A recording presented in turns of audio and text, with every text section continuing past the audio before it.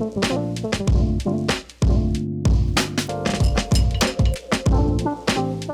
there, welcome back to another Morning Manna. We've been talking about this idea of perseverance from all sorts of angles. Today, we're going to be looking at the book of James to see what the result of perseverance is. James 1, 2 through 4.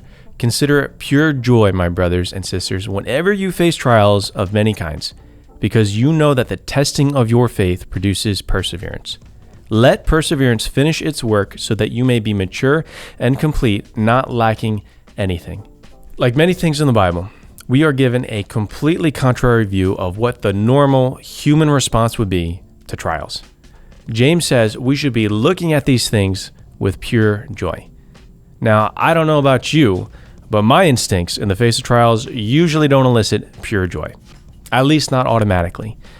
Now, my first reaction tends to be pure frustration, and to be fair, that's the natural way of things. But God is calling us to a supernatural way of living. That's why you can take joy even when it gets hard. When your faith gets tested, you know that God is leading you into greater maturity than you had before. Trials lead to perseverance, and perseverance leads to maturity. It's not that you're happy about the hardships, but about the work of God that He's doing inside of you.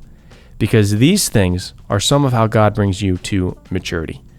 1 Peter talks about this same idea like fire that comes and refines the gold, burning away the chaff and leaving that which is most precious. Romans 5:8 is very similar to James and says, "But we rejoice in our sufferings, knowing that suffering produces endurance, and endurance produces character, and character produces hope."